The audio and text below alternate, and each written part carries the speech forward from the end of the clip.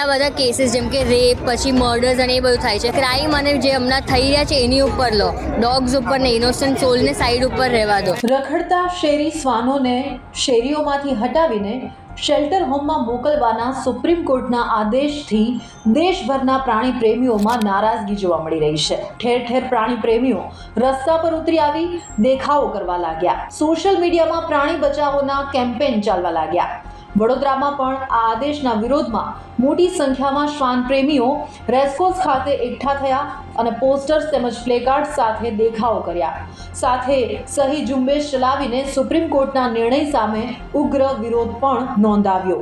દેશની અંદર બહુ વધારે ક્રાઇમ થઈ રહ્યા છે અને આ તમે લોકોએ ઇનોસન્ટ સોલ જે છે, આટલા સારા ડોગ્સ છે, એમની ઉપર તમે લોકોએ સ્ટ્રિક્ટ એક્શન્સ લેવાનું વિચાર્યું છે. જ્યારે આટલા બધા કેસીસ જેમ કે રેપ પછી મર્ડર્સ અને એ બધું થાય છે, એ બધું છોડીને તમે લોકોએ ખાલી એક ઇનોસન્ટ સોલ ઉપર ફોકસ કર્યું છે, તો આ સારું બિલકુલ ના કહેવાય. અને અમે લોકો ડોગના સપોર્ટમાં છે. અગર કોઈ ડિસિઝન લેવા હોય તો એ ક્રાઇમ અને જે હમણાં થઈ રહ્યા છે એની ઉપર લો, ડોગ્સ ઉપર ને ઇનોસન્ટ સોલને સાઈડ ઉપર રહેવા દો. આએ દિન રખડતા શ્વાન કરડવાના અસંખ્ય કિસ્સાઓ સામે આવે છે. ગલી, શેરી, સોસાયટીમાં શ્વાન પ્રેમી અને શ્વાન વિરોધી એમ બે ટુકડીઓ કાયમ જોવા મળે છે. પેટ ડોગને લઈને પણ મતાંતર અને બે થડા જોવા મળતા હોય છે. ફક્ત વડોદરા શહેરમાં રખડતા કૂતરાઓની સંખ્યા અંદાજે 40,000 જેટલી છે. આ રખડતા શ્વાનો દર વર્ષે 10,000થી વધુ નાગરિકોને કરડે છે. ચાલુ વર્ષે જ 7,000થી વધુ લોકો શ્વાનના કરડવાનો શિકાર બન્યા, જેના કારણે શહેરીજનોમાં રખડતા શ્વાનોનો ભય વધ્યો છે. આ સમસ્યાને નિયંત્રિત કરવા વડોદરા નગરપાલિકા શ્વાનોનું ખસીકરણ કરે છે. પાલિકા પ્રતિ શ્વાન ખસીકરણ પાછળ 1,640 રૂપિયાનો ખર્ચ કરે છે. છેલ્લા 10 વર્ષમાં પાલિકાએ ખસીકરણ પાછળ 9 કરોડથી વધુનો ખર્ચ કર્યો હોવા છતાં સમસ્યા તો જેમની તેમ જ જોવા મળે છે.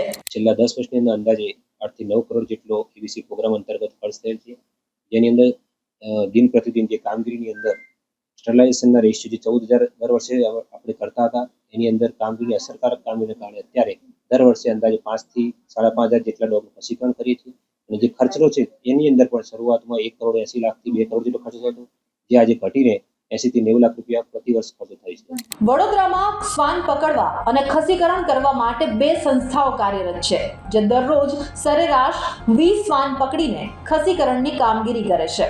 વડોદરા નજીક ખટંબા ખાતે 400 શ્વાન રહી શકે તેવું એક શેલ્ટર હોમ પણ કાર્યરત છે, જ્યાં હાલ 200 જેટલા શ્વાનો આશ્રયમાં રખાયા છે. મહાનગરપાલિકાનું કહેવું છે કે સરકારની નવી ગાઈડલાઈન આવે તે મુજબ તેઓ આગામી સમયમાં કાર્યવાહી કરવા માટે તૈયાર છે.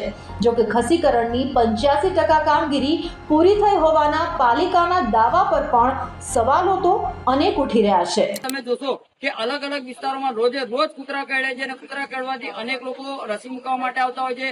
પરંતુ ખાસ કરીને અમારી માંગણીના લાગણી એક જ છે કે જે કરોડો રૂપિયાનો માતબર રકમ ખર્ચ કરવામાં આવે તો આ ખર્ચની રકમ ઓનલી કાગળ પર જોવા મળી રહી હોય તે સ્પષ્ટપણે જોવા મળી રહ્યું છે. એટલે ખાસ કરીને હું આપના ન્યૂઝના માધ્યમથી અપીલ કરું છું કે જે પણ અમલદાર અધિકારી હોય આની સંપૂર્ણ તપાસ કરે અને આવા અધિકારીઓ સામે શિક્ષાત્મક રીતે પગલાં ભરે. દિલ્હીમાં સુપ્રીમ કોર્ટના આદેશ અને દરેક રાજ્ય અને શહેરમાં રખડતા શ્વાનોની સમસ્યા વચ્ચે એક અંતર ઘણે અંશે જોવા મળે છે.